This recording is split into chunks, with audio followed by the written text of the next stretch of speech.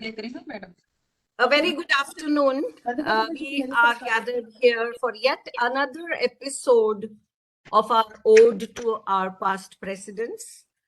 जैसा हम सभी को पता है ये कार्यक्रम बहुत ही अधिक पॉपुलर हो रहा है और आज अब तो दिख रहा है कि सब लोग वेट करते हैं कि किस दिन ये अगला कार्यक्रम आए और हम उनके बारे में सुने। तो ये ही इस कार्यक्रम की सफलता है और ये एक हमारा तरीका भी है अपनी पास्ट प्रेसिडेंट्स को अपना ग्रैटिट्यूड दिखाने का और उनके प्रति अपना नमन करने का।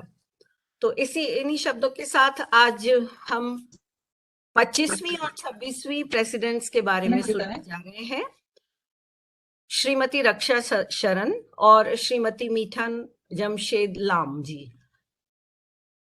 ये दोनों AIWC की प्रेसिडेंट रह चुकी हैं। 1959 और 1960 में श्रीमती रक्षासरन थी और श्रीमती मीठन लाम जी 1961-62 में AIWC की प्रेसिडेंट रही। To begin with, we have a very interesting program as always. And before we start the program, before I call the speakers, I would request our president, Srimati Sheila Kakade ji, to kindly address the gathering. Welcome and give us your idea about what AIWC was like during this period in the 50s and 60s. Sheila ji, over to you. Yes. Thank you, Kritika ji. Can you hear me? Yes, we can. Namaskar and Merry Christmas and hearty welcome to all my dear sisters and the guests who have joined in today's webinar, taking us on the virtual journey with All India Women's Conference from the years 1959 to 1962 with our very powerful presidents, Srimati Rakshasaran and Mrs. Mithan Lam. Mrs. Rakshasaran was the president in the years 1959 and 60. I am sure each one of you will be interested in knowing how we got our home at 6 Bhagwan Das Road and how our predecessors toiled relentlessly for the dream to become true. Mrs. Saran had in her team as Vice President Srimati Saraswati Giri, wife of President V.V. Giri, then M.S. Jhabwala, Mumbai, Tarabai, Directress, Lady Irwin College, New Delhi, Srimati Jayashree Raiji, Mumbai, Srimati Vijaya Rajesh Scindia, Maharani of Gwalior, Srimati Indirabai Devdar, Pune. Her Honorary General Secretary was Sarojini Vardappanji. All of us know her very well. And Honorary Treasurer Srimati Kunti Sondhi from North Delhi.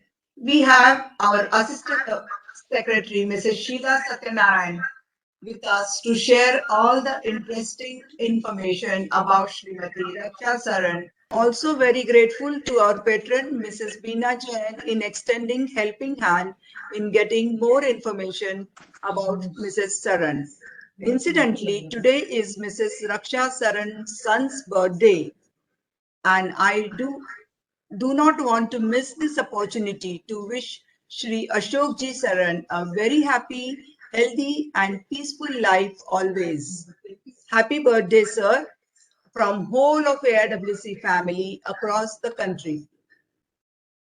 Padma Bhushan Srimati Mithan Lam honored the presidential chair in the year 1961-62. The Government of India awarded her the third highest civilian honor of the Padma Bhushan in 1962 for her contributions to society. She was the 8th president of AIWC who was honored with this award in 1962. She was an Indian lawyer, social activist, and Sheriff of Mumbai. She was the first Indian woman barrister and the first Indian woman lawyer at the Bombay High Court. She had in her team as Vice Presidents Meeraben Jhabwala, Har West Mumbai, Srimati Mausuma Begum, Hyderabad, Srimati Sarojini Vardappan, Madras, Srimati Kusum Shah, Surat, Srimati Kundrani Gandhi, Indore. Honorary General Secretary was Dr. Srimati Fularenu Guha. Honorary Treasurer was Pramodaben Gosalia, Santa Cruz West, Mumbai.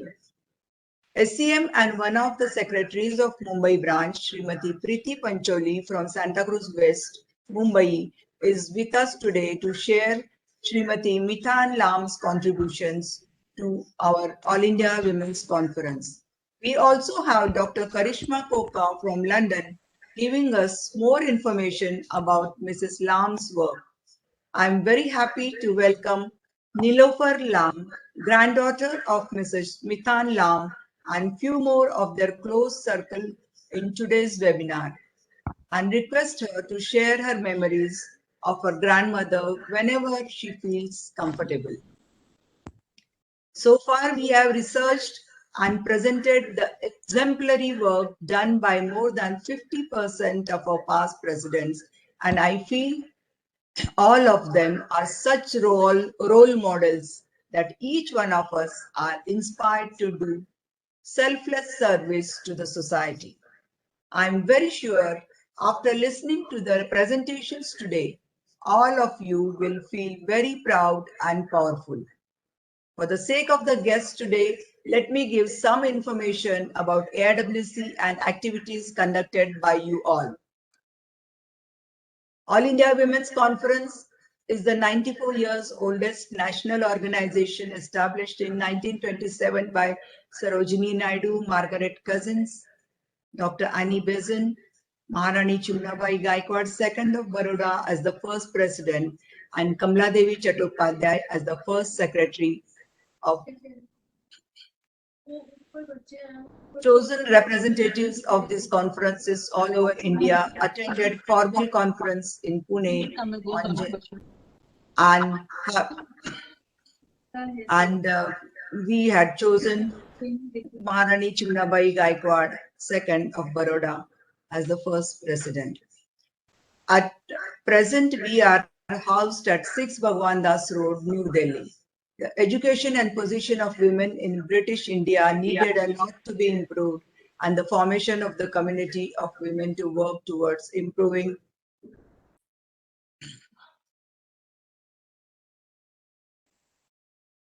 AIWC rose further along and gained consultative status of ECOSOC with United Nations and other international bodies like International Alliance of Women, Pan-Pacific South Asian Women's Association, WREN, InfoSay, etc. Many institutions like the Lady Irwin College, New Delhi, Cancer Institute, Chennai, Family Planning Association of India, Amritkar Institute for Mentally Challenged Children, Old Age Home at Vindravan, are few among many others pioneered by AIWC, which are now autonomous bodies in India.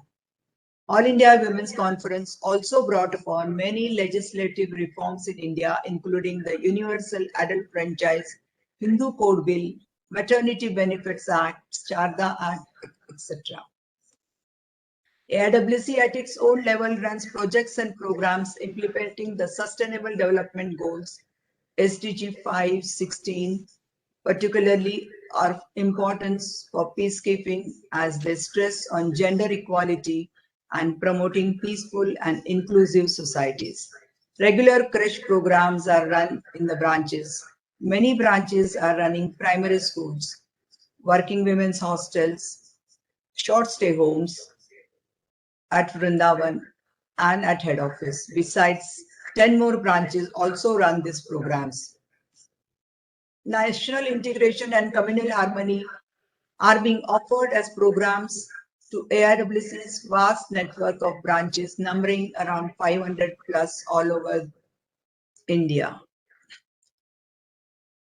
Other programs conducted are health checkups, anemia programs, socio-economic programs of empowerment, looking at the need of the hour, lot of awareness programs on gender sensitization, sexual harassment, legal awareness, environment and climate change, renewable energy, water, waste management, etc., are done during pandemic. All were done virtually.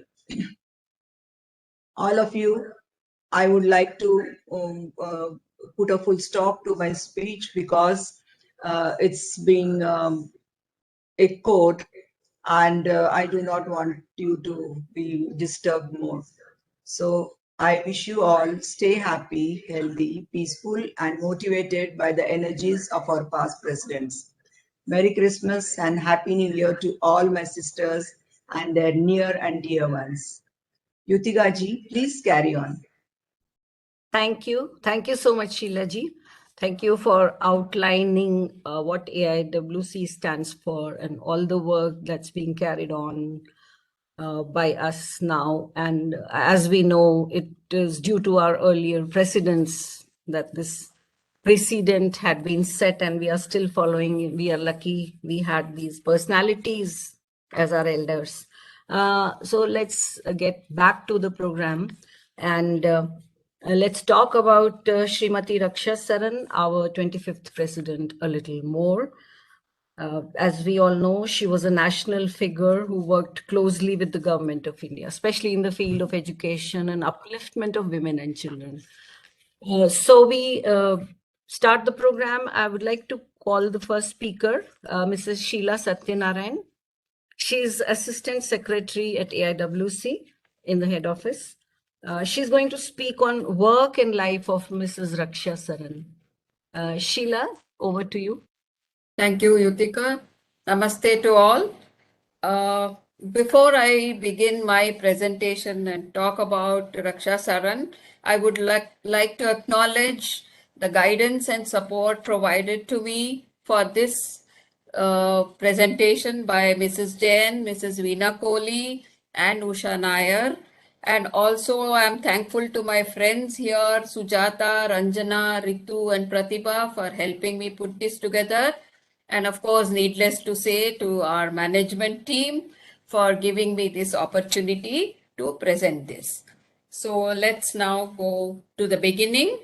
Sheila ji, will you please share the presentation, please, on the screen?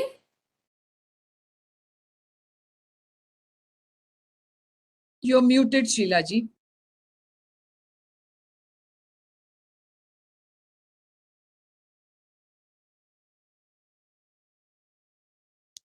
No need to unmute. You just please share the PPT.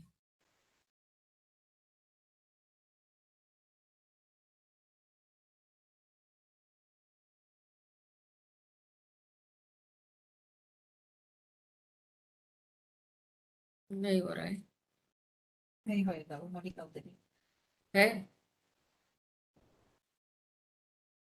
In this age of gadgets, we have to be a little patient. Takes time.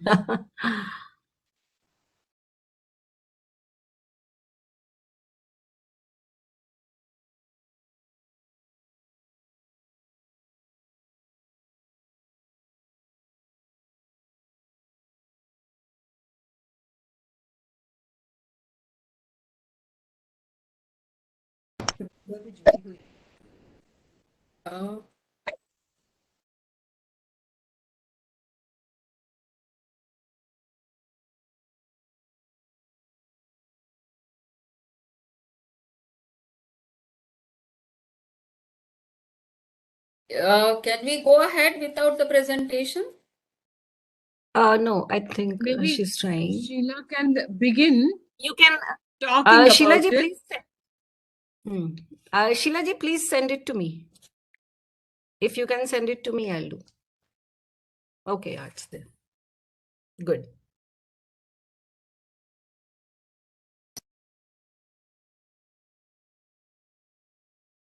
You can begin, Sheila.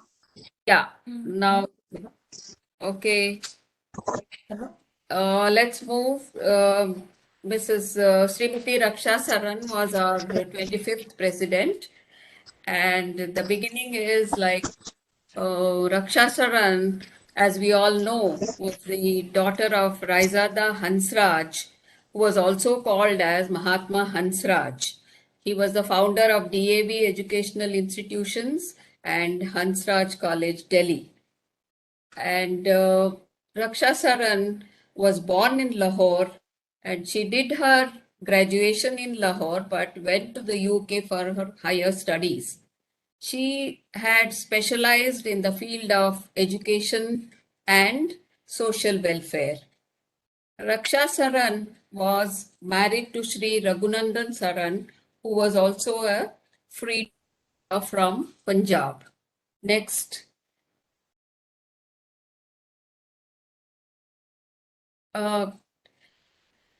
After independence, Sri Raghunandan Saran was persuaded by India's first Prime Minister Jawaharlal Nehru to invest in a modern industrial venture. Ashok Motors was incorporated in 1948 as a company to assemble and manufacture Austin cars from England, and the company was named after the founder's only son, Ashok Saran. Ashok Motors was founded in 1948. The company had its headquarters in Chennai with the manufacturing plant in Chennai. Unfortunately, Sri Raghunandan Saran died in an air crash shortly thereafter, and the company, under the Madras state government and other shareholders, finalized the deal for an investment and technology partner with Leyland Motors, and thus Leyland Motors joined in 1954 with equity participation, and the name of the company was changed to Ashok Leyland. After this, Rakshasaran was on the board of Ashok Leyland for many years. Next. Rakshasaran held various important positions during her time. She was the principal of Gangaram School, and then she was the chairman of Delhi Women's League affiliated to AIWC. She was the president of International Council of Women Indian Chapter, founder trustee of Indian Council for Child Welfare Trust. She was the first chairperson of the Women's Advisory Committee of the Indian Standards Institution, now called the BIS. She was the president of Federation of University Women. She was the chairperson of National Council for Women's Education, Government of India. She was the chairperson of Delhi Social Welfare Board, member of the governing body of Janki Devi Mahavidyalaya and Indraprastha College for Women in Delhi.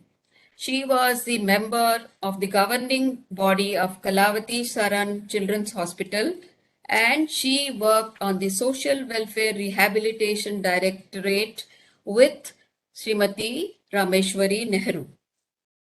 Next. Now come to the AIWC finding its home and the role of Mrs. Rakshasaran in this.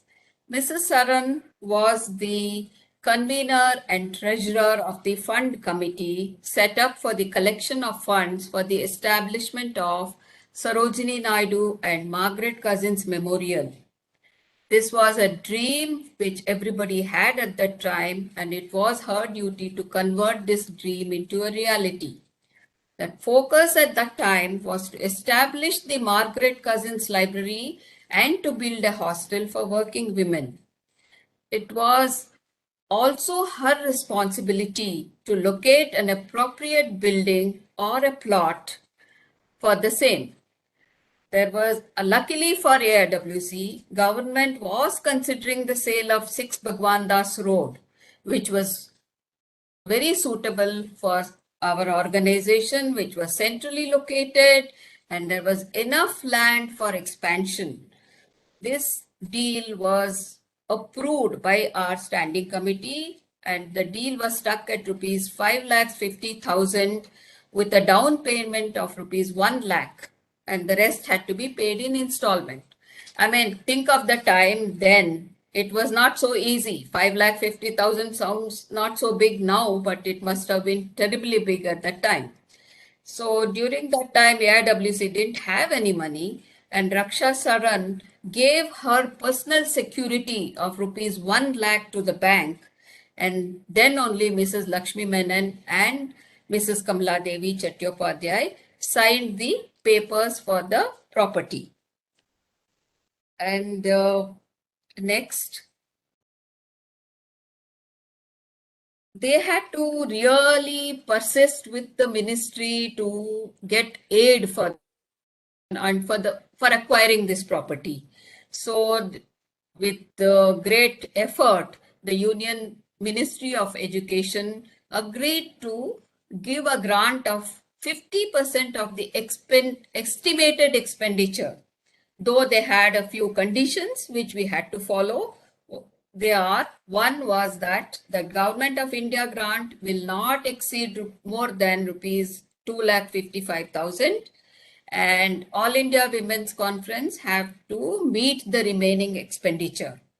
AIWC should provide proper accounts to Government of India from time to time, and the premises cannot be used only to house the AIWC building, but we should also have a library for women and children, and the property could be developed for other social and educational programs they have to take up. These were the conditions on which we got this property. Rakshasaran had managed to collect about 2,27,384 rupees, including the 1 lakh released from the ministry. And this money came with a big chunk of rupees 15,000 was given by Mrs. Lakshmi Menon, and West Bengal government had given about 20,000 rupees, and a small donation of rupees about 1,666 came from UK.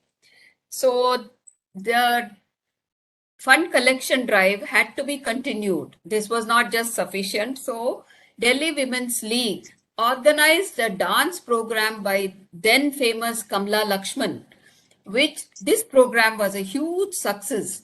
We were able to get Mr. Jawaharlal Nehru, Prime Minister of India, to preside over this function. And this program fetched an amount of rupees 21,000, which is a big amount at that time.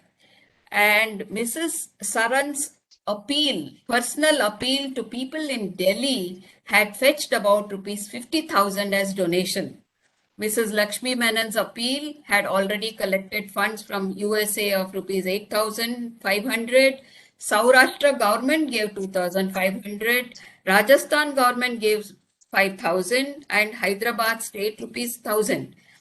And not only this, with contributions from several sources, including many branches, the All India Women's Conference finally had a home of its own. So these are some of the pictures. You can see the Rakshasaran with the model of the proposed AIWC building. And the next picture you can see Rakshasaran with Lakshmi Raghuramaya and others admiring the proposed model of the building. Next.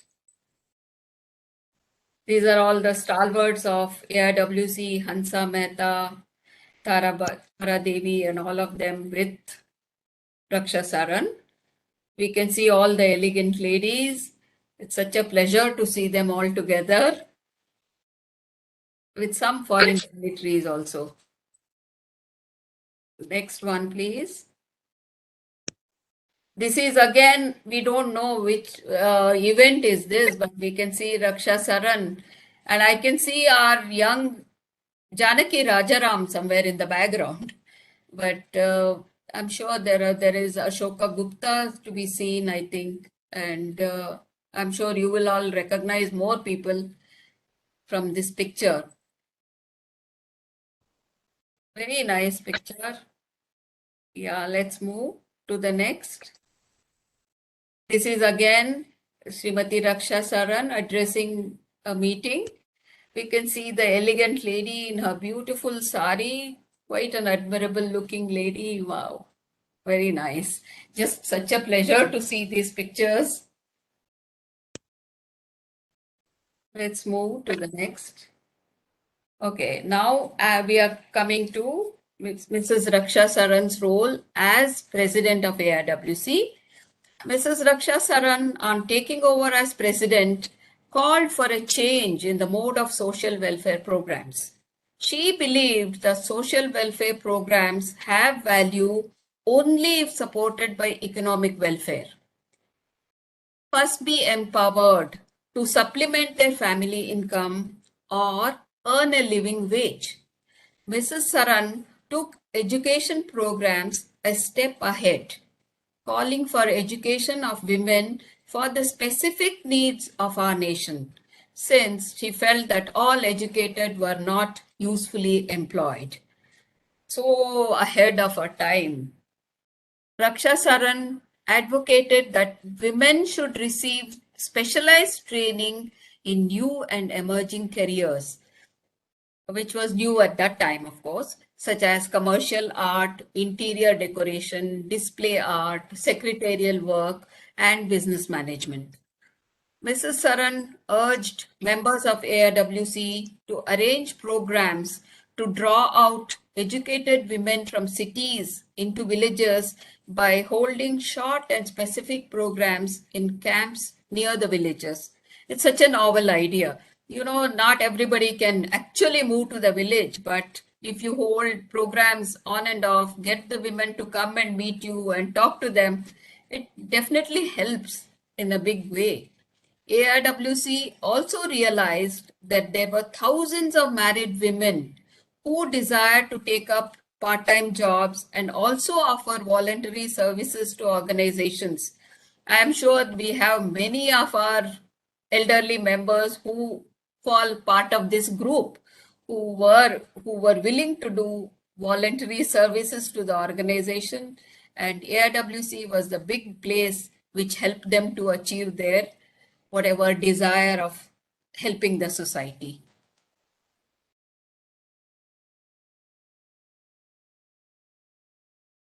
And then, so education continued to be of important point for Rakshasaran as president. So during her time, the National Committee on Women's Education was appointed by the government with Srimati Durgabai Deshmukh as chairperson to ascertain what the country's needs were and how many women were required in certain fields for the purpose of nation building. Education of women was prominent in AIWC programs. Continuing on the same education programs, Rakshasaran had conducted in 1959 an extremely useful seminar on higher education of women. In this program, young and old participated enthusiastically in the discussion. Most prominent and distinguished participants of the seminar were Rajkumari Amrit Kaur, Hansa Mehta, Kamla Devi Chattopadhyay, Dr. Muthulakshmi Reddy, and Durgabai Deshmukh. Women from all walks of life presented their point of view freely. Journalists, architects, engineers who were in the profession which was new to them expressed their views. You know, that was the first time I think women had come forward and become journalists, architects, engineers, and all that. So they discussed the prejudices in government circles to employ and promote qualified women. They always found excuses to not to promote women, giving various examples. So the group could discuss and debate on what are the prejudices which are in existence. So at that time, they also decided that there should be co-education, which is very essential, as if you have to do a specialized program, specialized education, their equipment needed for giving specialized education was expensive. And to have a separate college or school for both women and men was difficult. So they were promoting co-education. Another recommendation was the need to make science subject compulsory in all girls' schools at the secondary stage. Till that time, they never thought that girls need to study science, but they decided that we should make science a compulsory subject. And she made a promise as president of AIWC to cooperate with Central Social Welfare Board in organizing welfare activities for women. And next one, please.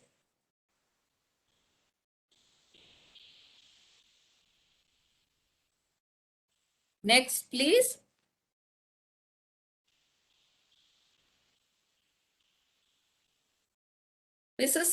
Now we go to Mrs. Saran's role in the international arena. Mrs. Saran visited Bangkok to attend the 10th plenary session of the World Federation of United Nations Association, also called as WFUNA, as an observer on behalf of AIWC. WFUNA was characterized as a non-official United Nations. The session was being held for the first time in Asia, attended by 43 countries. A large number of decisions taken were of significant importance and covered political, economic, educational, and cultural fields. Next one, please. Two historically important decisions taken, sponsored by India, were inclusion of China in the United Nations and the principles of Panchsheel, cooperation and coexistence on the basis of international relations. A very decisive and conciliatory role was advocated for adjudicating the issue of membership of East Germany into WFUNA. Two other resolutions sponsored by India at the meeting were to start a movement for the regional exchange of fruit and forest trees to help and increase food and forest resources, organize Asian handicrafts exhibition to develop cottage industries. During this meeting for Rakshasaran, it was a proud moment because all the delegates were well acquainted with AIWC and they could come and talk to her, and they were aware of all the famous personalities of AIWC. So it was a very, I'm sure she must have felt really good about it that everybody knew about AIWC. Next is Rakshasaran visited New Zealand as a delegate from AIWC to the Pan-Pacific Women's Conference. In her address, she highlighted the projects undertaken by AIWC for the betterment of women and children. She thanked the organizers of CORSO, that is the Council of Organization of Relief Services Overseas. They used to normally send gifts which are meant for the voluntary organization to be, to help the needy. So she thanked them for the wonderful gifts which they were sending to all the voluntary organizations in India. Somewhere else, I had also read that government of Mysore in return had presented a baby elephant to New Zealand. So it must have been really impressive that elephant was called Bhavani. And so the relationship between India and New Zealand through these voluntary organizations must have been very good at that time. So the next is this picture of the regional conference of International Council of Women, which was held in New Delhi in 1977. We can see that Princess Purachatra from Thailand. And there is this Rakshasaran ji is there as the Indian president of ICW. So Indira Gandhi ji had inaugurated this conference. Next picture, please. This is again Rakshasaran ji presenting some memento to one of our foreign dignitaries. We don't have any caption for this picture, so it's just our guess. Next one, please. This is again Lakshmi Raghuramaya addressing and Mrs. Rakshasaran and Lakshmi Menon in the picture.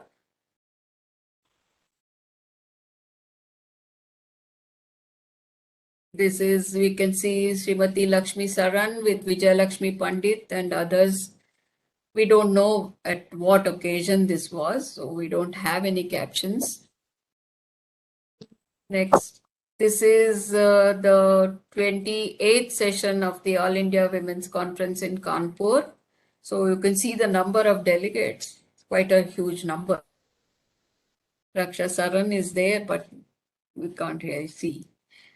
And this is our members along with Rakshasaran and Lakshmi Menon and others visiting the then President Sri V.V. Giri. So this is again another beautiful picture. Next one, please. Here is another international conference where Srimati Rakshasaran is there, and we can also recognize Srimati Lalita Balakrishnan. She's in there, but we don't know which conference is this. So this is another very nice picture. Next one.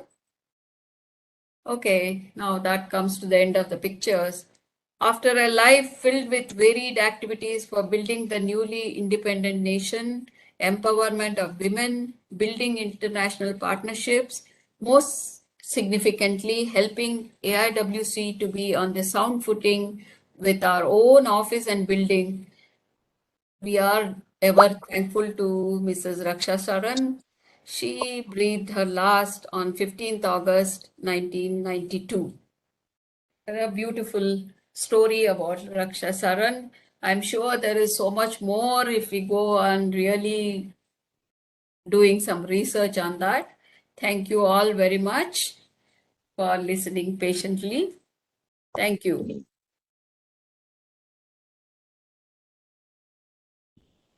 Thank you, Sheila. That was an amazing presentation. You gave such new information. We didn't know all this. And it's so good to hear that now we are moving towards an era which is more closer to us, more contemporary. As you showed, maybe Janki ji was there somewhere in a picture. You know, that was so good to see. You know, now it's getting closer to us. And another very important thing that I saw was the spirit of voluntary service, you know, that they inculcated. Beena ji wants to say something. Beena ji. नहीं, मैं सिर्फ ये कहना चाहती हूँ कि आप जैसे जानकी को पहचान रही हैं उसमें, जी इसी जी तरीके से हमारी Deepali Sengupta in those pictures, she is there. She was the Secretary General of All India Women's Conference. And also the Nargis Rajkumar is there. Nargis Rajkumar was the Executive Secretary All India Women's Conference many years. And very efficient person, very efficient person. And Dipali also was there. So we should take the name. Dipali has played a very, very significant role in this building and other things, because her husband was is a deputy the governor in. He helped a lot. in building the building in taking the loan from the banks. And he pursued that bank should take the building on rent. Oh, okay. So it's a very major role of Dipali's husband. Teamwork it was. The way it was teamwork, and her husband helped a lot. I think we have seen husbands have always been there at the back, you know, helping. So behind every successful woman, there is a man. Yeah. We can say that now. So that was so interesting. I think we should add these names, Sheila, in the presentation and in our records for that. I would request the library to take a note. So we have now a video clip. I'll share the screen. There's a video clip of... it is an audio, Yutika. Audio clip, It's yeah. Audio clip of her daughter, the daughter of Mrs. Rakshasaran, Mrs. Indra Bhatia. And she's going to talk about she's remembering her mother through this. Can you see this? I can Yeah. play. Yeah, Yes. you can hear. Greetings to everybody. I would like to thank the AIWC members for doing this webinar in memory of my mother, Rakshasaran, and sharing her body of work during her tenure as president of AIWC. AIWC was an intrinsic part of her life. I would also like to apologize for not participating live. I have jotted down my memories of her, which I would like to share with you. Rakshasaran, a warm, loving, beautiful mother, was a woman of grit, resolute in the face of vicissitudes life threw her way. She was a woman ahead of her times. Daughter of progressive parents, she went to study at St. Anne's, Oxford, England, at a time when most Indian girls led sheltered lives, brought up to be good wives and mothers. Upon her return to India, she went on to become the principal of Sir Gangaram's school, driving around Lahore in her red cabriolet, playing tennis in her sari, an emancipated woman. A woman who made her own choices on how she wished to live life. She married in her 30s, a love marriage with a partner in the freedom struggle, again going against the social norms of the time. Her husband, a freedom fighter, came from a Delhi-based business family but had joined Gandhiji to fight for India's freedom from British rule. A strong member of the freedom movement herself, she had to, however, play a less active role, being the mother of two small children, and also as her husband was constantly in and out of jail. My early memories of the tragic partition are of her being actively involved with the refugee camp at Kingsway Camp, working closely for rehabilitation of the displaced women in dire need of income. The next big change in her life came when, after freedom was won, her husband decided to take up Nehruji's call to work for the economic development of the country. He chose to move to Madras, now Chennai, to be an entrepreneur and set up a public limited venture now known as Ashok Leyland in 1948. We became a nuclear family living in a home remodeled by my father in Madras. However, this was short-lived as catastrophe struck in 1953. My father died in an air crash, and mother had to once again wind up her lovely home and move back to Delhi, her social work sadly interrupted. The courage she showed to deal with this terrible loss and the challenge to now be a single parent at a relatively young age to two teenage children was exemplary. With renewed vigor, she continued her fight for women's rights, their education, and their upliftment.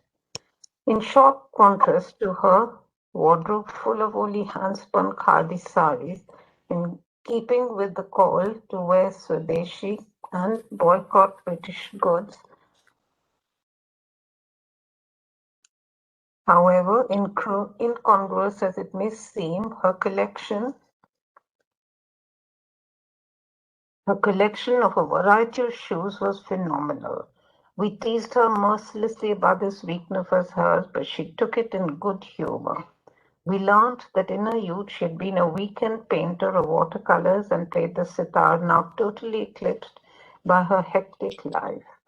She was a wonderful grandmother and doted on her 4 children who adored her. They remembered her as one full of fun, always ready to participate in any of their activities. She imparted to them her love of the mountains and travel.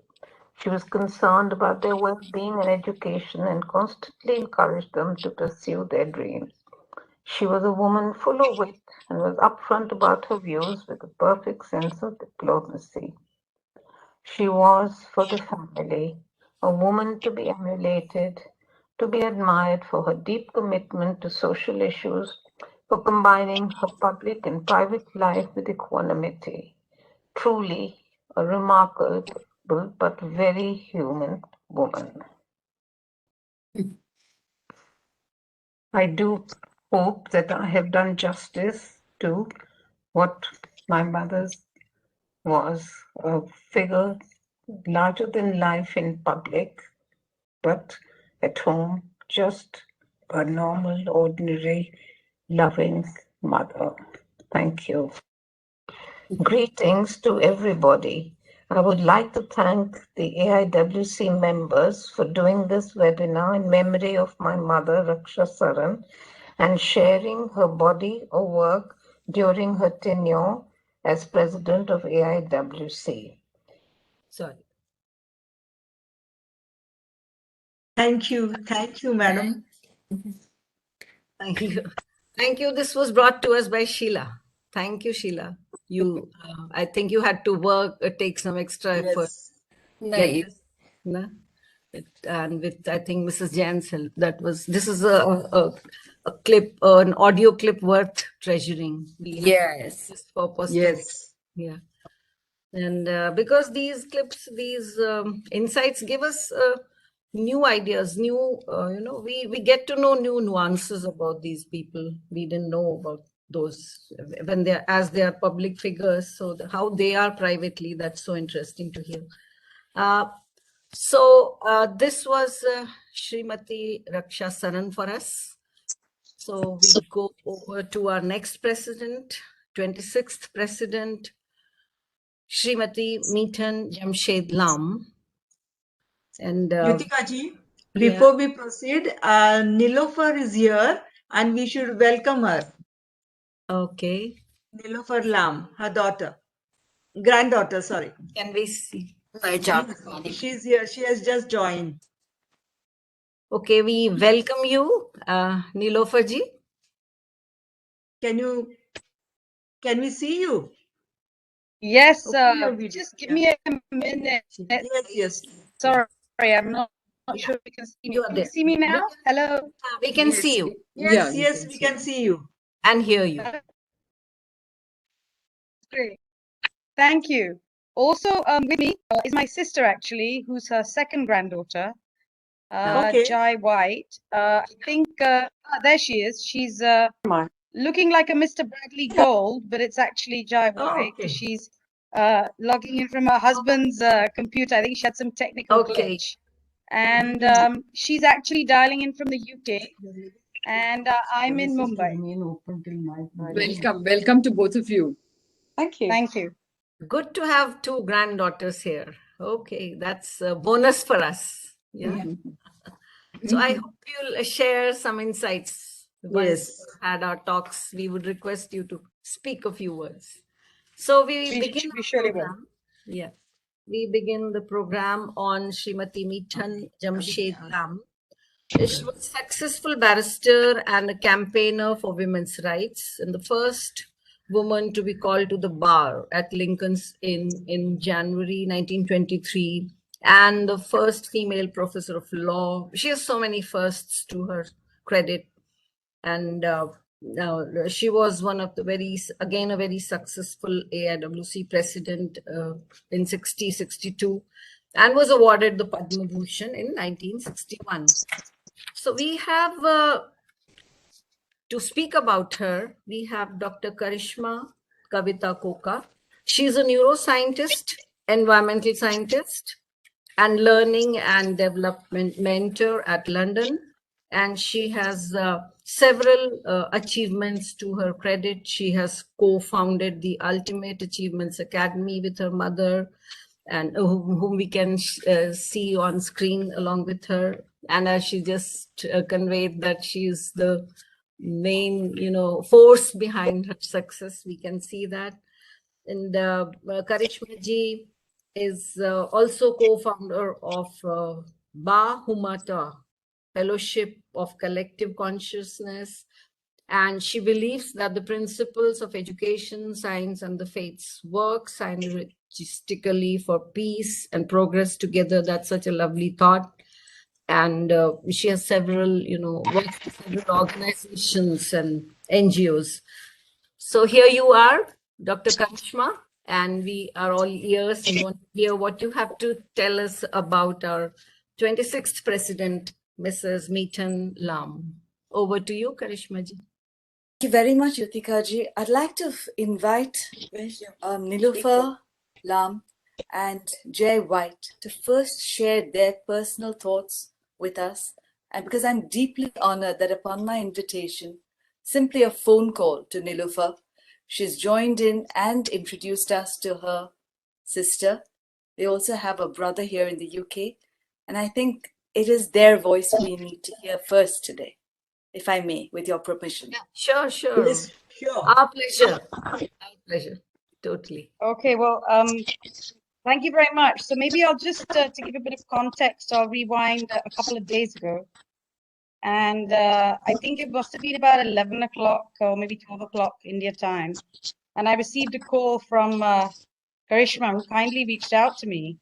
And she said to me, do you know, or are you by any chance related to a lady called Mithan Lam? I said, yes, she's my grandmother. And at which point I think Karishma almost fell off her chair. So I just have to share that little anecdote, because I think she just, I think she found my details on the internet or on LinkedIn or something.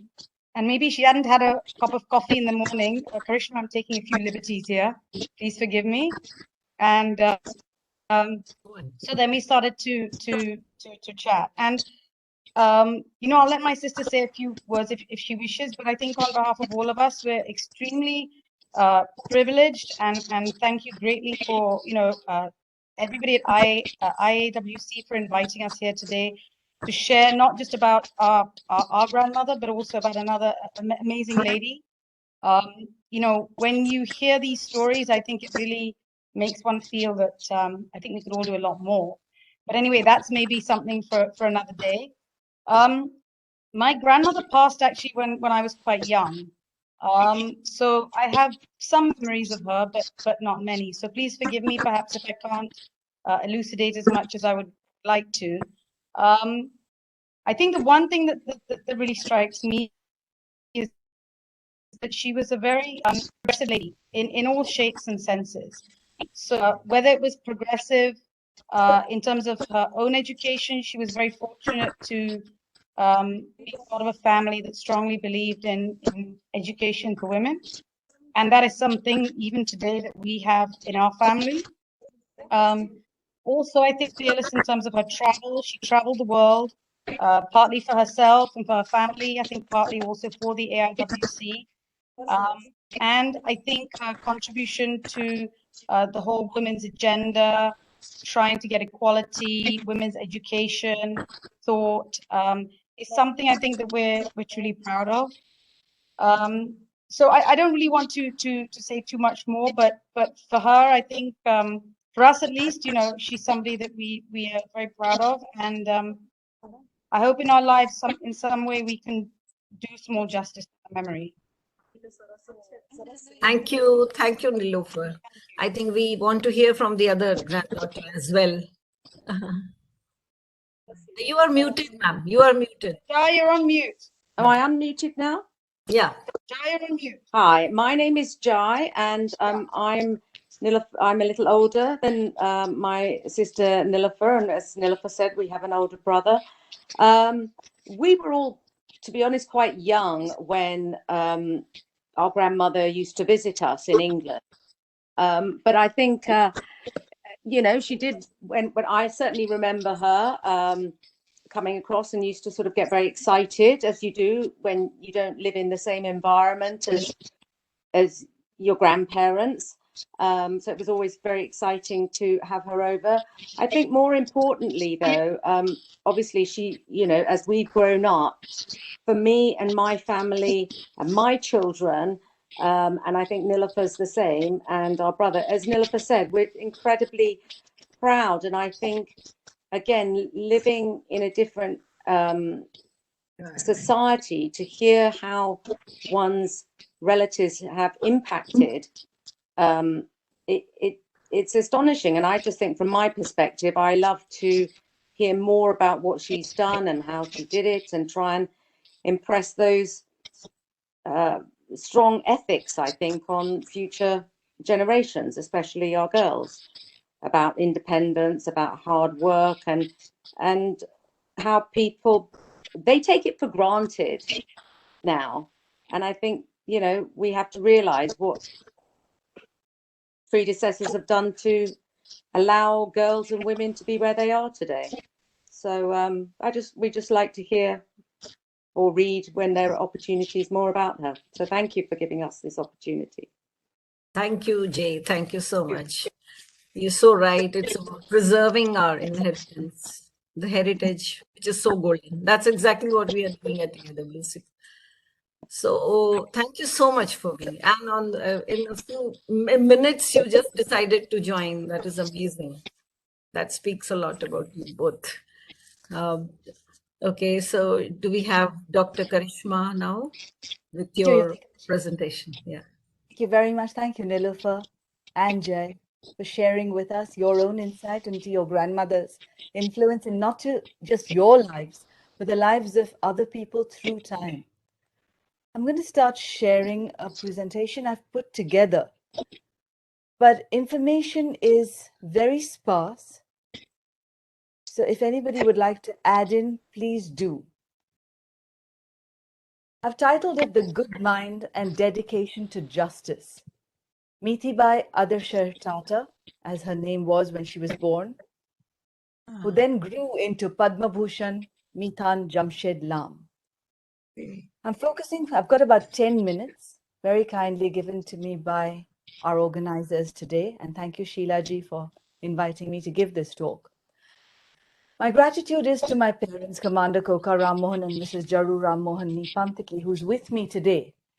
And as I studied the story of Mithabai Lam, I saw the reflection in my own life. And as her parents educated her, encouraged her, I've seen how my parents have given up so much to educate me and continued that through my life. My gratitude also to Dr. Mrs. Shernas Kama of Parjor for introducing me to Sheila ji and for references that I'll be using today, and to Mr. Yazdi Tantra of Zoroastrians.net, and to Mr. Malcolm Debu of the Zoroastrian Trust Funds of Europe here in London, and other esteemed researchers and their reports. Padma Bhushan Mitha Lam, Nitata, was the illustrious daughter of dedicated parents and the mother to a very great surgeon in the UK, Sorab Lam. Her childhood was in Fulgaon, Nagpur, and her father, Mr. Ardeshwar Tata, was a weaving master in a textile mill.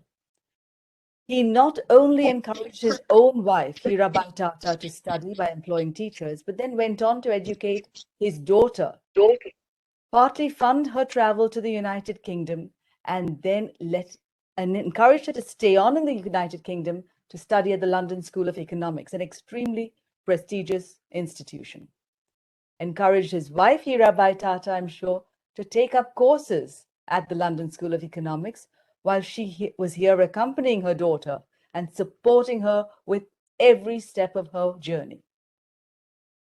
Mithan then went on to, of course, become the first woman sheriff of the Bombay in 1947, sat on a committee in 1933 to amend the Parsi Marriage Act of 1896, and took on several roles as chairman of the committee to look after refugees from Pakistan, helped improve conditions in the Matunga labor camp, and worked to help run a medical van to villages near Thana in Maharashtra. So when I see people talking about sustainable development and the United Nations 17 SDGs or Sustainable Development Goals, as far back as Mitha Tata's life, as her childhood, where you can see her in 1911 with her mother Hirabai in this photograph from the Bangalore Mirror and the Pune Mirror from 2009, one can see that sustainable development goals had already become part of people's lives in those days. Furthermore, I see her and the significance of her life as that which influences our life today, influences governance. For example, she wrote an article which is supposedly submitted for publication according to the AIWC archives, called A Common Civil Code. And I see this as possibly being a predecessor to what we know as the Uniform Civil Code, which is part of our Indian governance today and has influenced governance across the world. It's also called Samana Nagrika Samhita, basically implementing secular personal laws of citizens, irrespective of religion, caste, gender, marital status, giving people the ability to work in society, work for the good of others, something that was denied to women and men of certain status in the olden days. Mithan Tata, born in 1898, was very much part of the London School of Economics and the law system in the UK and is still revered for her contributions in universities. I found at least 2 universities referencing her and honoring her in the United Kingdom. So Mitha Lam, thank you, Mama, came to London with her mother in 1919. Her mother was Hirabai Tata. And as the London School of Economics has referenced in their library assets and documents, Hirabai was referenced as a social reformer. So it wasn't just one generation, it was at least 2 generations, not just women, but men in the family who contributed to what we see today as our liberties, our born rights, which of course we take with our responsibilities. They came mainly to contribute to the debate that went on to reform how women could be given the vote. She then went on to study for a master's degree in economics and law and completed that in 1922, while her mother then took on courses. She was one of the 2 students introduced to King George V and Queen Mary when the foundation stone was laid at the old building at the London School of Economics in May 1920. Of course, as her introduction by our esteemed organizers today has already informed us, she joined the Lincoln's Inn in 1920 and then was called to the bar to be a barrister in 1923, and just after the reforms came in to allow women to take on such roles. And then she returned to India in 1924, becoming the first female barrister at the Mumbai High Court, then called Bombay, of course, and then a professor of law, and continued to speak both in the news and through her education work.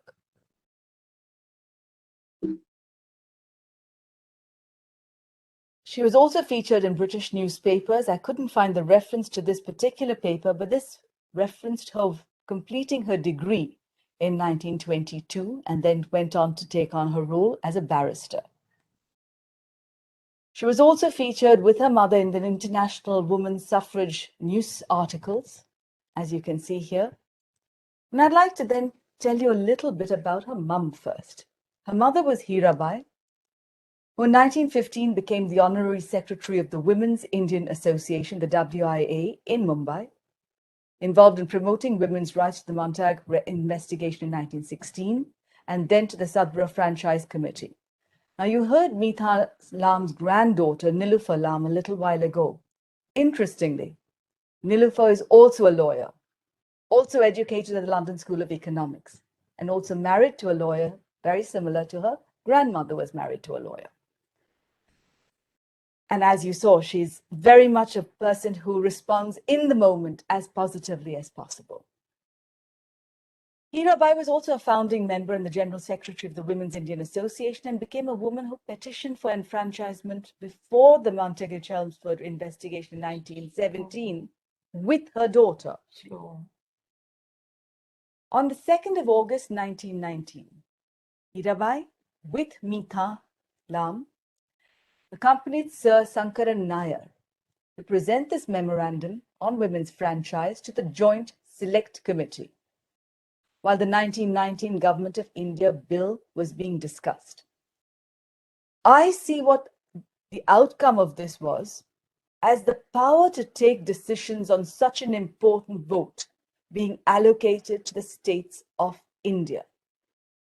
Now, the Madras Presidency was the first to give the right to women to vote, followed by Bombay and other areas. And interestingly, my great-grandfather was the Secretary Madras Presidency. So I know the value this had not just to individuals, but also to the governance of India. As you read through the articles, however, some people have reported upon this in the negative, saying that the people who went as part of the advisory board as part of the discussions, did not succeed in getting Britain to give women the right to vote. I see it as a success, a beginning of the transfer of power, a beginning of, in some ways, Swaraj. And that is my insight. In 1919, on the 22nd of October, an article in The Guardian in England was published, titled A Strong Appeal.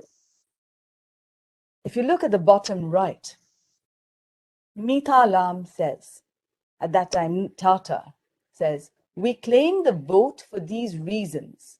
First of all, on principle. So they gave many reasons.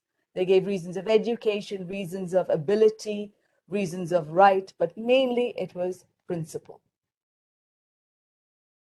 The statement was put together called Why Should Women Have Votes and sent to the India office on the 25th of September 1919.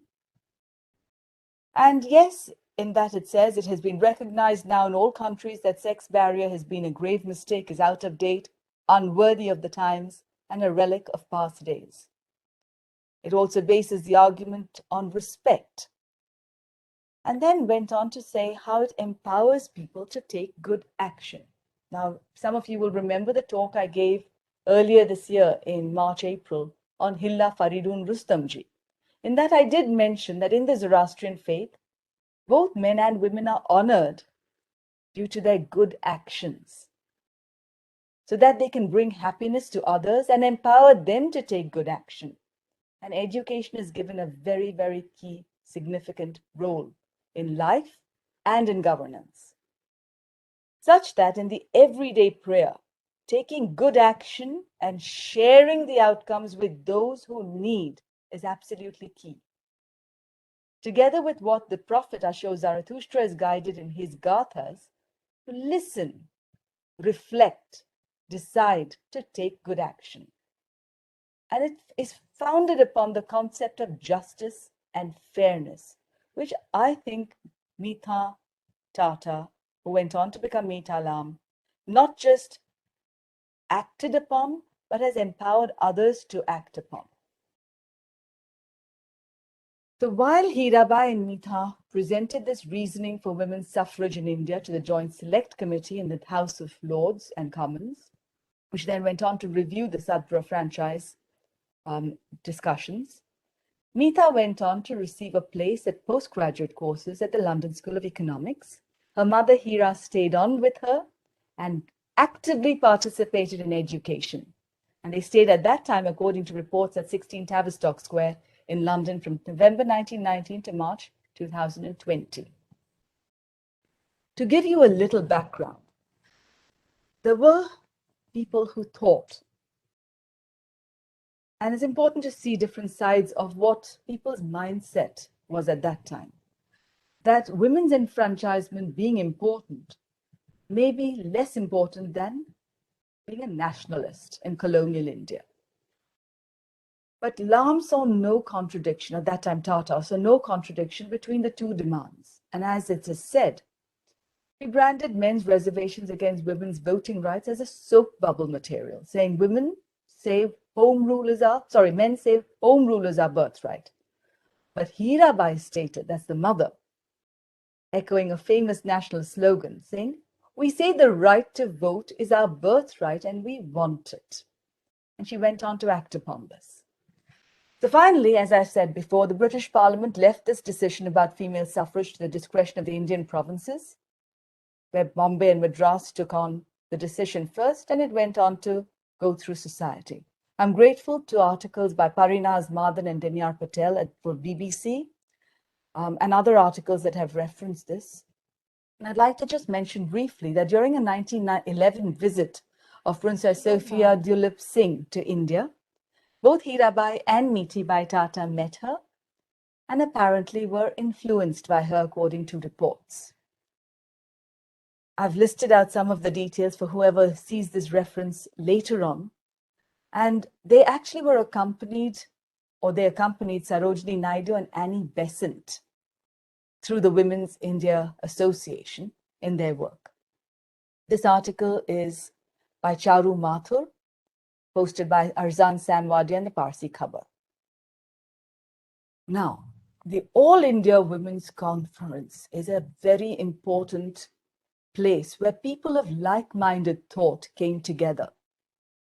In the Zoroastrian faith, there is a very important prayer called the Aiwc, where people actually pray to bring them together with other people of noble mind so that they can take good action. And the All India Women's Conference provides people, I think, with this opportunity. So Meeta Lam and Ms. Kapila Khanwal represented the All India Women's Conference as the Australian Women's Second Charter Conference in Sydney. They not just spoke of the Charter in terms of enfranchisement of women, but they also spoke of the food problem in India. And there was an offer from Australia forwarded to the food member of the Government of India as an outcome of this discussion. It wasn't just education for others, but her own education that was stellar. So before qualifying as a barrister at law from Lincoln's Inn, Meetabai Lam Meetata also won the Cobden Club Medal for her role in her studies at Elphinstone College, securing the highest marks in economics. She became the first woman to practice law at the Mumbai High Court, a part-time lecturer in jurisprudence and torts at the Government Law College. Then in 1934, member of the Committee to Amend Parsi Marriage Act. In 1947, chaired the Women's Committee for Relief and Rehabilitation of Refugees from Pakistan. This is from the London School of Economics blog by Sue Donnelly, with references from Dr. Sumita Mukherjee. So as you can see, her education in economics then filtered through her work with food, her work with helping people get jobs. And she was honored in 2018 at the Zoroastrian All-Party Parliamentary Group organized by the Zoroastrian Trust Funds of Europe and chaired by Gareth Thomas, the Member of Parliament, and Lord Bilimoria, where Dr. Sumita Mukherjee presented some of her work, along with references to other people, including Hilla Faridun Rustamji. And I'm grateful to the report by Shazni Y. Munshi, which was submitted to several different journals, and to Dr. Mukherjee for her research. The British Online Archives has very clear reference to all the work done by Hirabai and Meeta Lam, together with the work by other people.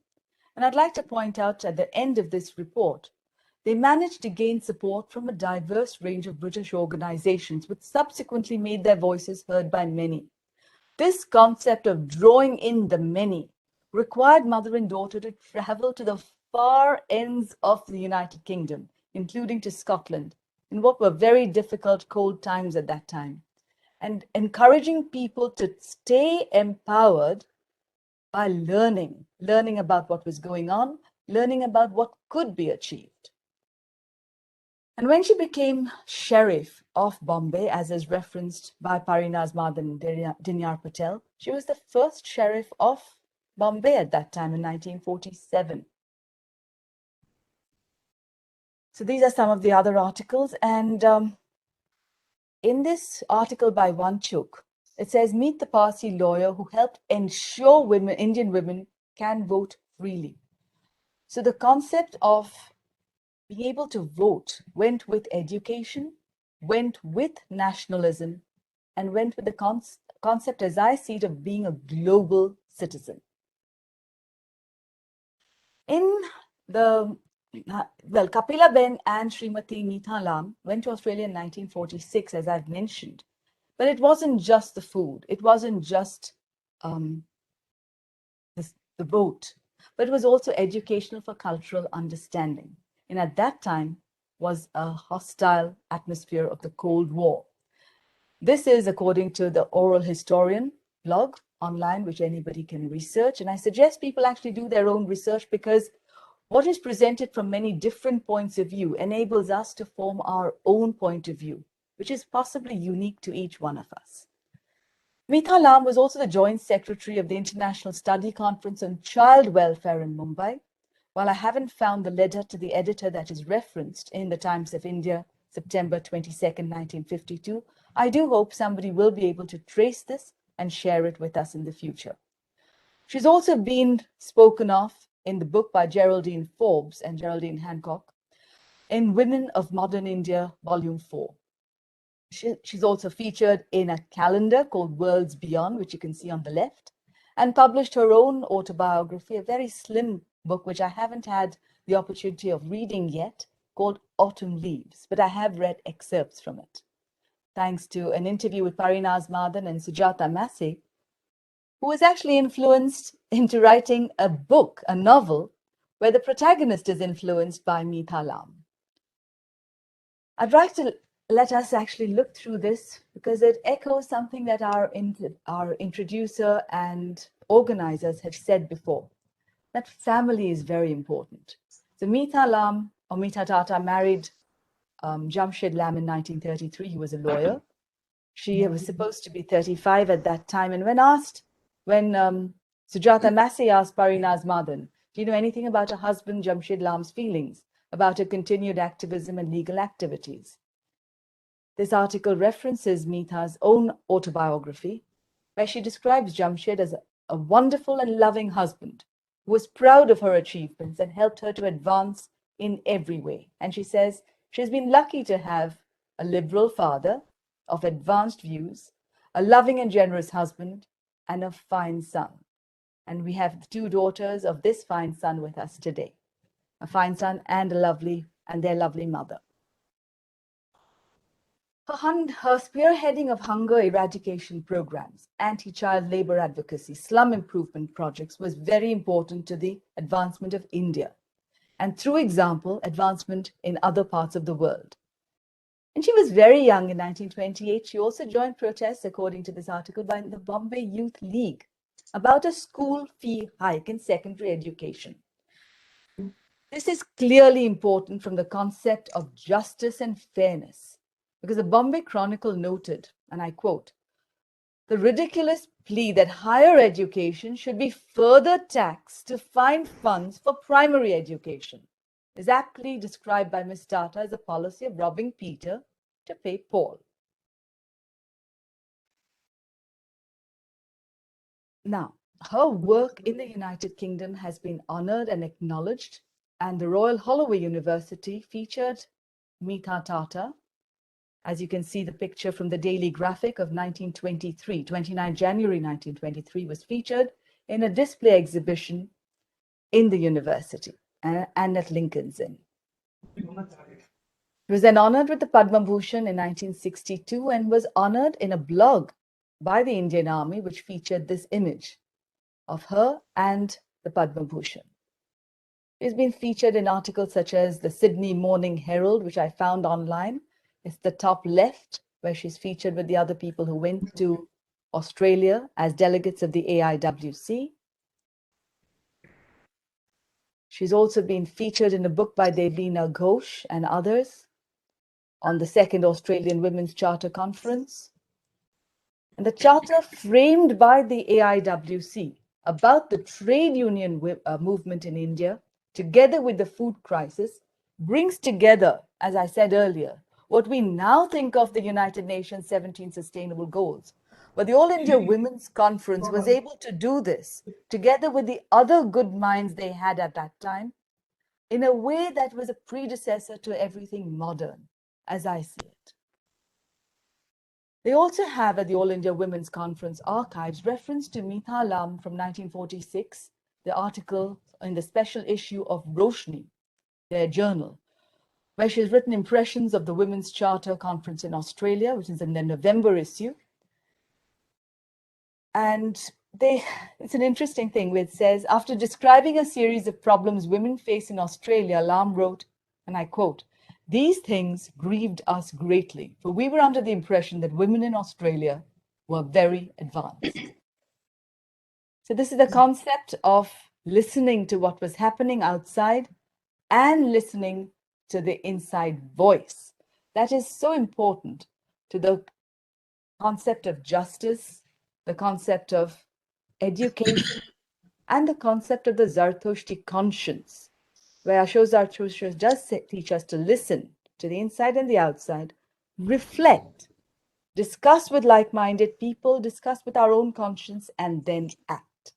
So I leave you with that thought and the great work, not only of the great lady, of her family, and of the All India Women's Conference. Thank you. Thank you so much, Dr. Karishma. That was an excellent presentation. Thank you to the mother and daughter team that we can see on the screen. Thank you, Dr. Karishma, and to your mom. That was amazing. So much insight you gave. So incisive it was, and so well researched. I remember your earlier lecture also, you know, when you gave on the 9th president, Srimati Hilla Rustamji Fardunji, and there also it was so well referenced. And some of the very interesting things, I mean, I got stuck up on the note where you talked about the biography. We don't have that. Is it available, the biography of Mithan Lam? It is available. I'm very grateful to Nilofer Lam also for referencing the autobiography. I'll hand over to Nilofer. Nilofer has also shared, because I did ask Nilofer for her insight into this concept of the Uniform Civil Code. Yeah. So this morning, Nilofer has sent me some articles which I will then study. But as she is a lawyer and has read through the Autumn Leaves, I'd like to hand over the mic to the granddaughter of Mithan Lam. Nilofer, may I hand over to you for your insight? Yeah. And where to get this autobiography? It's available from the J.R. Karma Institute online. Nilofer, over to you. I could get it actually. So I have a slight confession that I did have a copy of it and I somehow misplaced it. So yesterday morning I ran over there to get a copy, and so I now have a copy, and I think that they do have a few more copies. So I'd be very delighted to get one and send it to you all. Perfect. No problem. So yes, they do have copies there. That's all I was about to say. Thank you, Nilofer. That would be a great help, because our pleasure. Yeah, that will complete the collection that we have in the library, and all the archival material that we have on these ladies is also good. Yeah. And I also remember Dr. Sumita Mukherjee was here when she was writing her book. She came over to the library, and she did her research here also. So that was such a nice input from both. Yeah. Please. So I just want to add on to what Dr. Karishma was saying.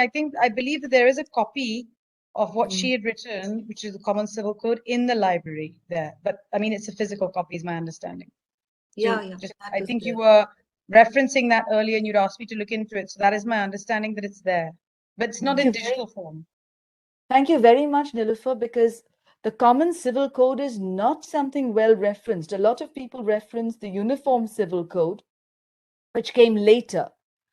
And this article that I cannot get my hands on, which I would really appreciate having a chance to read, if you could somehow in the future share it with me, and your own insights as a lawyer, will be, I think, foundational to understanding how the ladies of that time, together with their families, have contributed to what then went on to Jawaharlal Nehru and the support he gave, and became I think, but I haven't read the Common Civil Code, which I think went on to influence the Uniform Civil Code, which is fundamental to the governance not just of India, but to other countries around the world. So this concept of what we call Swaraj, and references what we call in the Zoroastrian Dhyana as Bahukshatra, good, strength, and power that goes with responsibility, that we not just inside, but that we seek to reflect in our work outside and in society at large.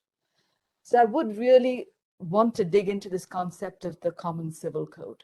Thank you very much, Nilofer, for your insight, for your input, and for your support.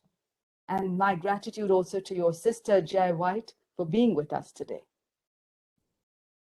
Thank you for inviting me. Thank you. Very insightful. Thank you so much. Yeah.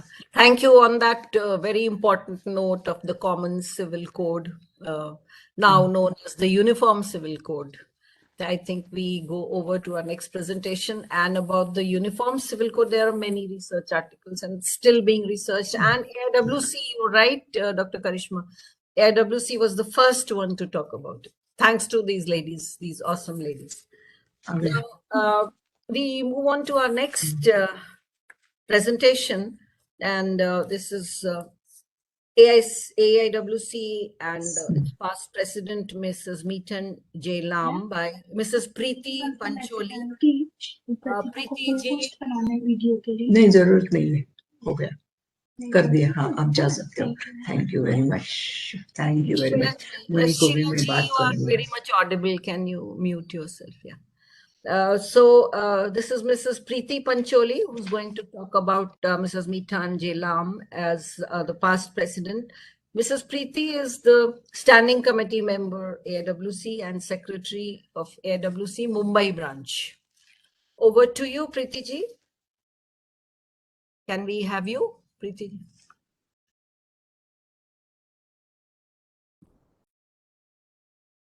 Yeah.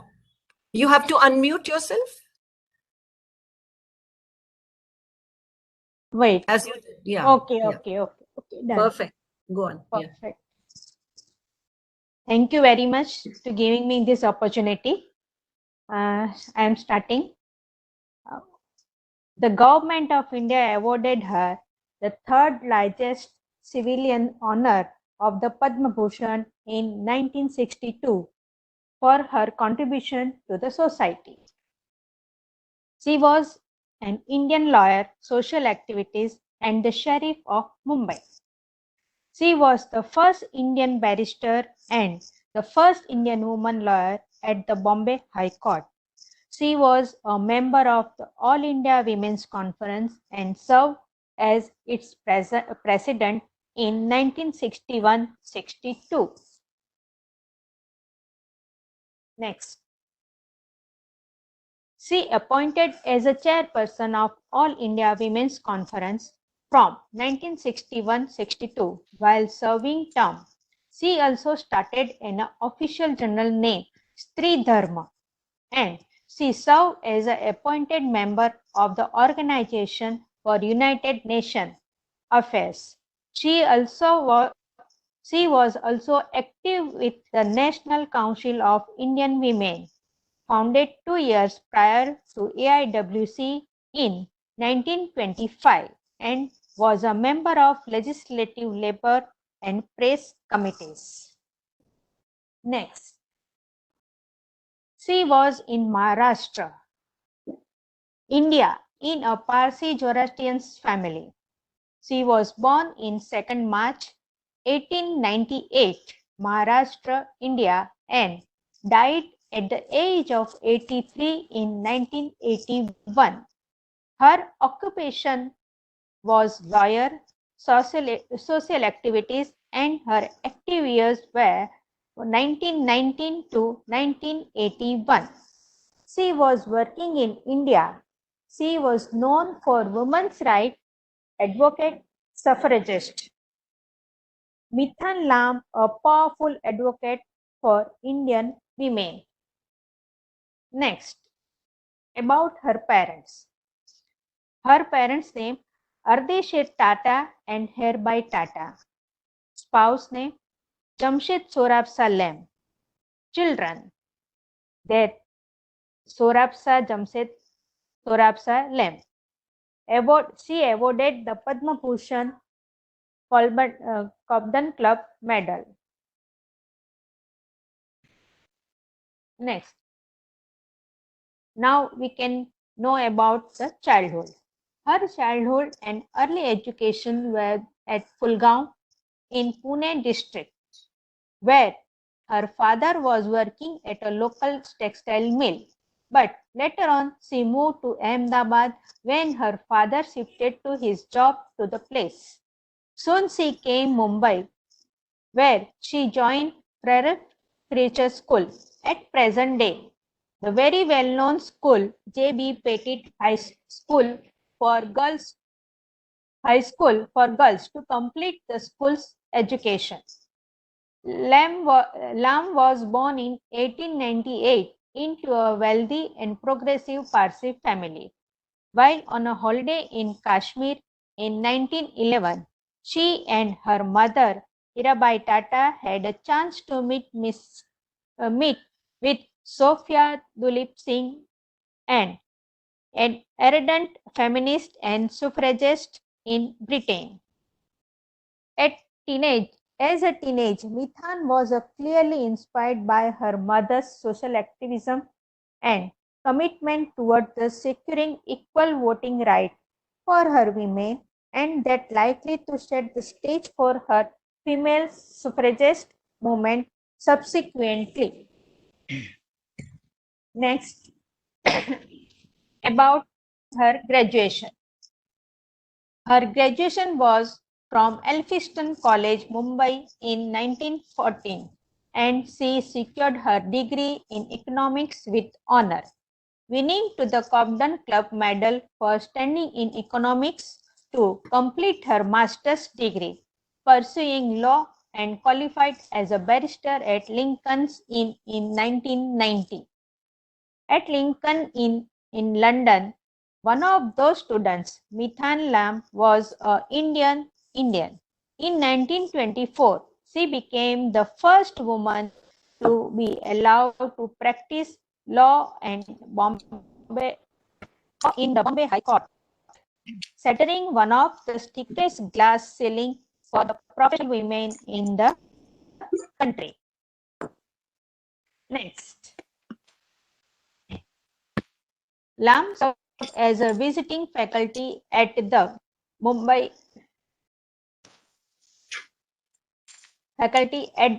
Law College, and her contributions were also reported in the drafting of Hindu Code Bill. She was the founder president of the Indian Federation of Women Lawyers, a vice president of the International Federation of Women Lawyers, and chair the 13th Convention of the International Federation of the Women Lawyers, besides serving as the representative of the Federation at the United Nations. Next, but the Lamb's influence extended well beyond the bar. She left an indelible stamp on the female suffragist movement and the struggle for the gender equality in India. Integrated by a colorful badge, Singh was proclaiming "Vote for Women." Lam and Tata were equally drawn into the case of Indian female suffrage. Mithan had a stellar academic track record even before studying law. She obtained her BA from Elphinstone College, Mumbai. She then went to pursue MSc degree from London School of Economics. Next, since Mithan's childhood and early life were steeped into the polio and social activism, law was natural career choices for her. As a Zoroastrian, her legal expertise was sought in reforming the law of marriage and divorce in the Parsi community. She probably recognized the potential of a legal career to create a lasting and meaningful reform in areas that she deeply cared about, such as women and children's rights, and ably supported by her parents along the way. Is next. This is the one photograph. Indian women's delegation in USSR, July 1958. See the all ladies. Next. Next, please. Yeah. One of the women's organizations that she was most prominently associated with was the All India Women's Conference. As its president, she propounded a shift to a focus from sewing and cutting classes for women to their more active participation in industries and emphasize on the need for family planning. Next is the AIWC conference photo in 1962. Delegates are there. See the all ladies. Next. She also encouraged the women to take a more active role in civic engagement and public works in the country. After the partition in India in 1947, Mithan was tasked with being a chairperson of the committee constituted for resettling refugee women and children in Bombay. Next, the delegates of All India Women's Conference. These are the very lovely photographs. Next, now about Mithan's life. Mithan's life when she started working as a barrister. Ironically, Mithan begged her first legal case from a client who wanted to inflict upon the opponent the humiliation of being defeated by a woman. She recalled feeling like a new animal at the zoo while appearing in the court, arousing the curiosity of men and peeped through its doorway to catch a glimpse of these unique spices. Understandably, this made her feel extremely self-conscious. Such act as a discrimination not with understanding. Newspaper records reveal that the Mithan practiced in court for about 15 years from her enrollment as a lawyer in 1924 in India. About her family. About her family life, Mithan married in 1933, probably at age 35. Her husband Jamshed Sorab Salem. She describes Jamshed, a lawyer himself, as a wonderful and loving husband who was proud of my achievement and helped me to advance me in every way. I have been greatly lucky in menfolk of liberal father and generous husband, and a fine son of whom any parents would be very proud. Next, about son. Sorab Jamshed Sorab Salem. Date of birth 22nd October 1934 and birthplace at Bombay, India. And also death 13 November 2010. And by a profession, he was orthopedic surgeon and trauma surgeon. Next, about her husband. Mithan Lem was married to a Jamshed Sorabsa Lem, a lawyer and a notary public, and the couple had two children. One, the daughter died young age, and the son Sorab Jamshed Sorabsa Lem, popularly known as a Soli, who died in 2010, was an orthopedic surgeon, a fellow of the Royal College of Surgeons of England and Humanitarian Society's award winner for pioneer fractured kneecap surgery. Next, he was born in Bombay, India, the son of two distinguished lawyers.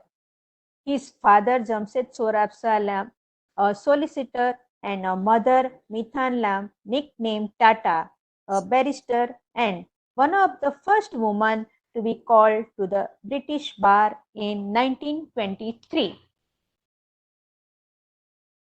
Next, Mithan became blind towards the later days of her life and died in 1981, age 83. Her husband preceding her in death by 2.5 years.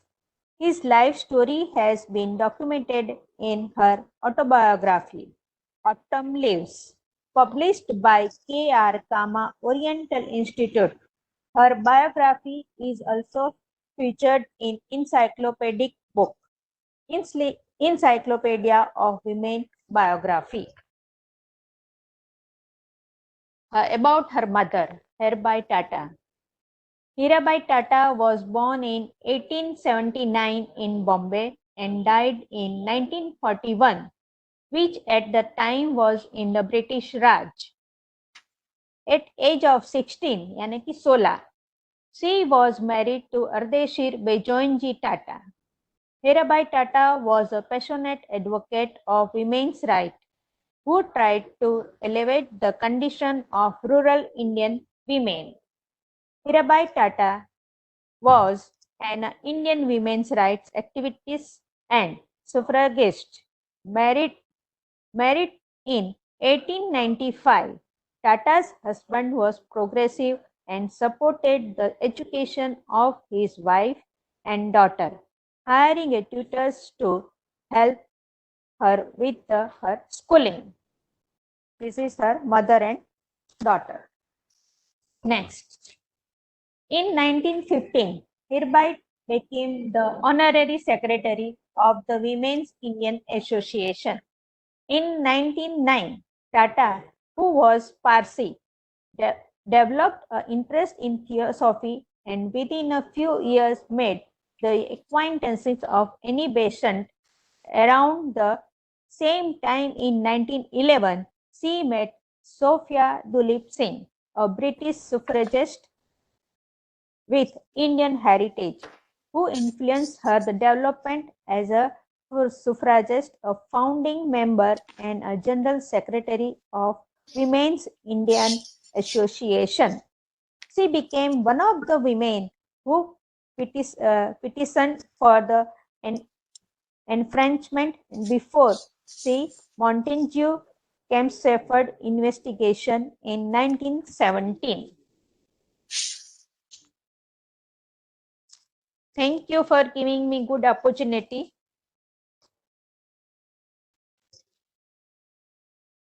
Thank you, Preeti ji.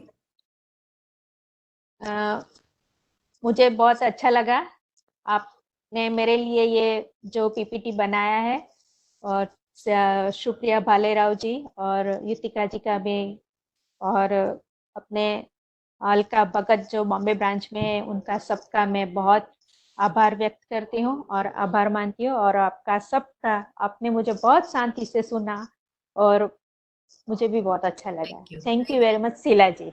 Thank you so much. Thank you.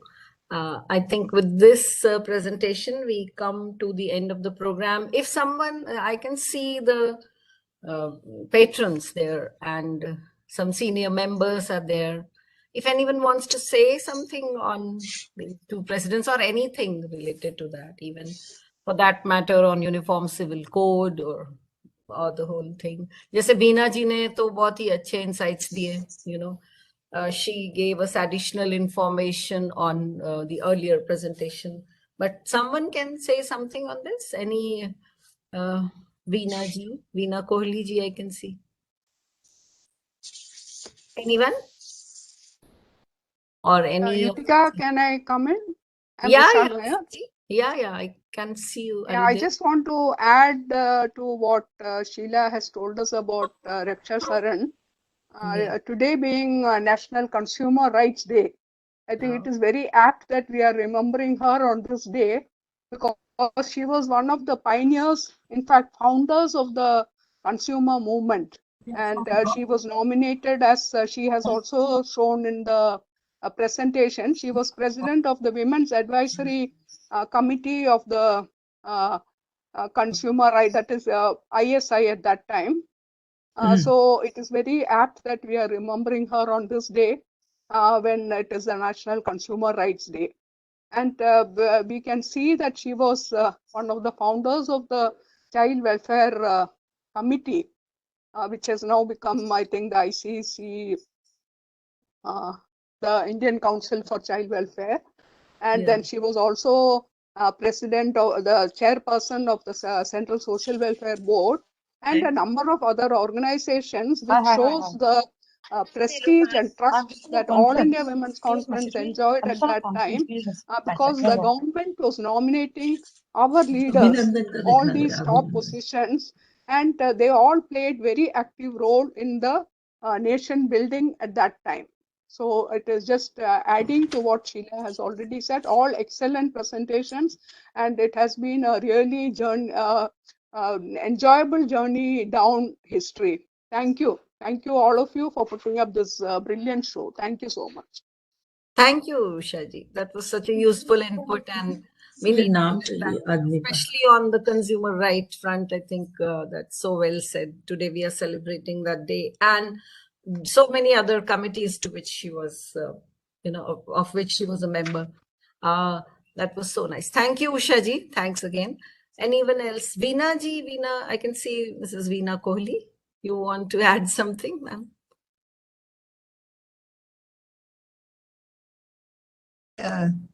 Thank you, Yutika.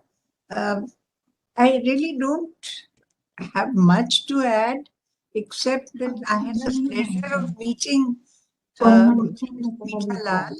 Mitha Lam while we were in Mumbai, and she was associated somehow with the Family Planning Association of India, where my mother used to work, and she was a friend of Avabai Wadia and Lady Ramarao, and I was still in school when they were working together, but I had the pleasure of meeting her. I do remember that. She was a great personality, and their whole life is an inspiration for us.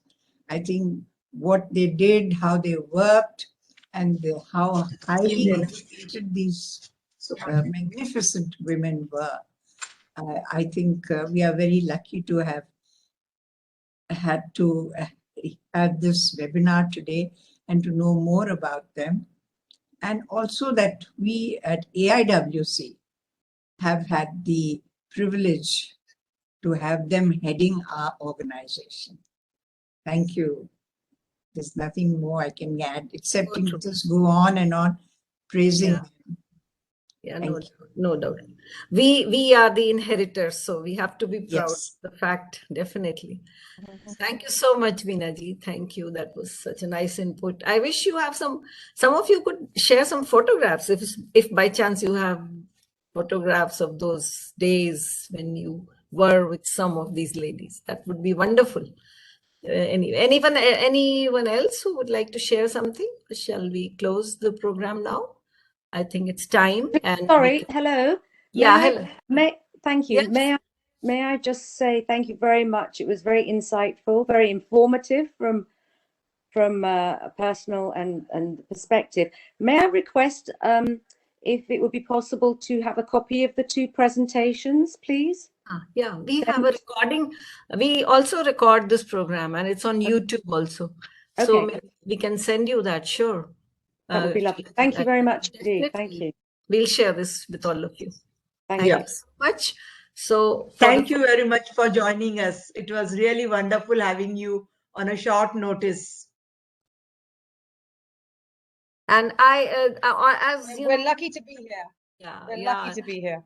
And Nilofer and Jay, if you have some special photographs which you maybe digitized or some which you can share with us, that would be wonderful. We'll try and figure something out. Yeah, sure. Yeah. Thank you so much. That's your daughter, Nilofer? Yes, that's my daughter, her great-granddaughter. Good. So we have the next generation also here. Yeah, so I got her to listen in for 10 minutes or something earlier. It's good for them to listen. Okay, thank you so much. Thank you. And I now invite Mrs. Supriya Bhalirao, Joint Secretary AIWC, for the formal vote of thanks. Supriya, over to you. Yeah, thank you. Thank you, Yutika. And good evening, all. This is Supriya Bhalirao, Joint Secretary AIWC, delivering the formal vote of thanks. Firstly, I thank our President, Mrs. Sheila Kakade, for conceiving this amazing idea of presenting our past presidents. This has given us a great opportunity of having a peep into their personal lives and work lives and get inspired. This is the 17th session where today we have presented our 25th and 26th presidents, Mrs. Rakshasaran and Mrs. Mithan Lam, respectively. Thank you, Sheila ji. I thank our Secretary General, Mrs. Kuljit Kaur, and our Treasurer, Mrs. Rehana Begum, for their 100% involvement in this program and full support to the series. I now would like to thank our guest speakers.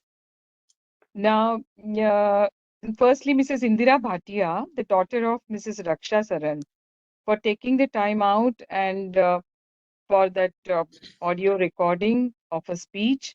It was wonderful to hear you, ma'am. I now thank Ms. Nilufar Lam and her sister Jay for joining us at the webinar at a short notice and participating in it.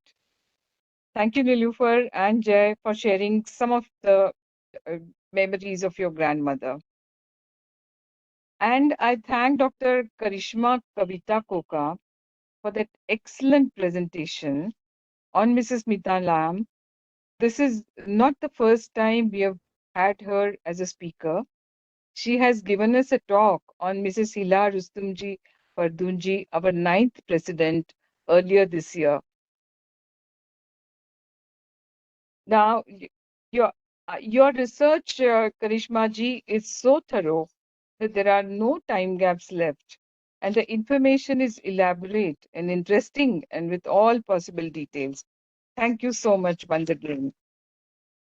Now I thank our AIWC sisters, starting with Mrs. Sheila Satyanarayan, the Assistant Secretary of AIWC, who's given us an excellent presentation on Mrs. Rakshasaran, her present and personal life.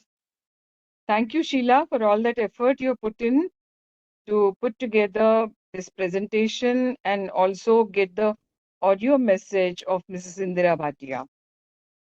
I thank Mrs. Preeti Pancholi, the Standing Committee member of AIWC and Secretary of AIWC Mumbai branch, for that wonderful presentation on Mrs. Mithan Lam and our 26th president, covering her life and telling us all the details about her life. Thank you very much for preparing the PPT and presenting it yourself. I would like to thank both our patrons, Mrs. Beena Jain and Mrs. Veena Kohli, for their presence at today's webinar, which is a mark of support and encouragement to this series. I thank you for your interventions also. I thank all the vice presidents present here for attending this webinar.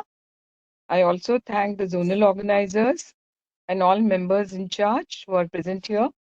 I thank all the guests outside AIWC and all our members for attending it.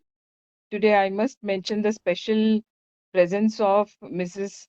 Hasmina Khan, who's actually the granddaughter of our past president, Mrs. Masuma Begum. She's going to present next time. Sheila ji, Yes. a special introduction to you too. Yeah.